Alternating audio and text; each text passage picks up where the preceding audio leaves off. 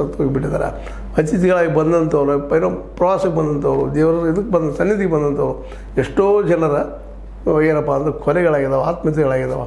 ಯಾಕಾಗಿದ್ದಾವೆ ಅನ್ನುವಂಥ ಮಾತಿನ ಜೊತೆಗೆ ಆ ಸತ್ತಂಥ ಅನೇಕ ಹೆಣಗಳನ್ನು ಖಾಸಗಿ ಆಸ್ಪತ್ರೆಯಲ್ಲೇ ಅವುಗಳನ್ನು ಮರಣೋತ್ತರ ಪರೀಕ್ಷೆ ಮಾಡಿಸಿ ಅವರೆಲ್ಲ ಅನಾಥರು ಅಂತೇಳಿ ಮುಚ್ಚಿ ಹಾಕುವಂಥ ಪ್ರಯತ್ನ ಮಾಡಿದ್ದು ನೋಡಿದರೆ ಇಲ್ಲಿ ಅಂಗಾಂಗಗಳ ಮಾರಾಟ ಸಹಿತ ನಡೀತಾ ಇದ್ದಾರೆ. ಮತ್ತೇನೋ ಆಗ್ತಾಯಿದೆ. ದೊಡ್ಡ ಸ್ಕ್ಯಾಂಡಲ್ ಇಲ್ಲದ ಈ ತನಿಖೆ ಆಗಲಿ.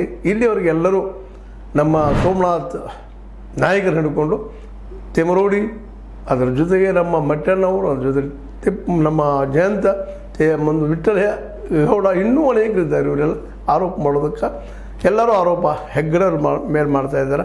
ದಯವಿಟ್ಟು ಅವ್ರನ್ನ ಎನ್ಕ್ವೈರಿ ಆಗಲಿ. ಆ ದಿಶೆಯಲ್ಲೇ ನಮ್ಮ ನಾಗಲಕ್ಷ್ಮಿ ಚೌಧರಿ ಅವರಿಗೆ ಏನು ಪತ್ರ ಬರೆದಿದ್ದಾರೆ, ಸತ್ಯರುಗೊಂದು ಕೆಲಸ SIT ಮಾಡ್ಬೋದು, ಮಾಡ್ತದೆ ಅನ್ನೋದು ಭರವಸೆ ನಮಗೂ ಅದ.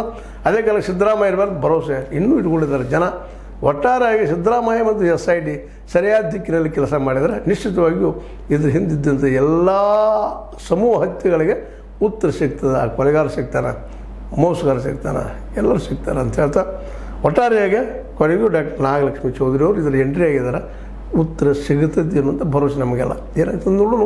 ಹೋರಾಟಗಾರರಿದ್ದಾರೆ, ಅನೇಕರು ಪ್ರಯತ್ನ ಮಾಡ್ತಾ ಇದ್ದಾರೆ.